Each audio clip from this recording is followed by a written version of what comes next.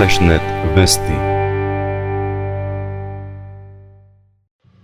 27-годишниот Златко од Митрашинци денес ќе фрли првата лопата бетон во темелите на мостот на реката Брегалница, кој треба да ги поврзе неговите 100 декари имот од другата страна на реката со селото.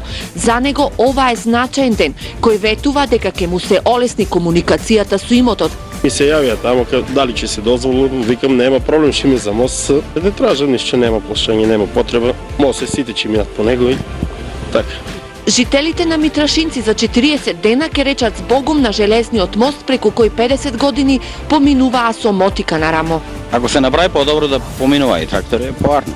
Нагоре има, колиби има нагоре. Има стока нагоре, чува се то, не може да се пренесе ценото, да се однесат жито, такви работи.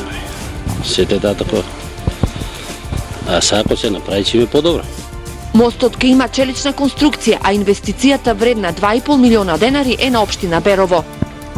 Граѓаните од село Митрашинци во месец април веќе ќе имаат можност непречено да поминуваат со своите стада. Овие мостови се со диапазон на распони од 10 до 25 метра и се наменети за планинските или руралните средини. Денеска во Берово отпочна изградбата и на улицата Братство и Единство во должина од 405 метри. Кал, не можеш да спаднеш на чаршијата. За децата е многу лошо. А јас сум туа 22 години. Втасано беше за 5 години дека ќе ја направат, а лето након 22 веќе се прави.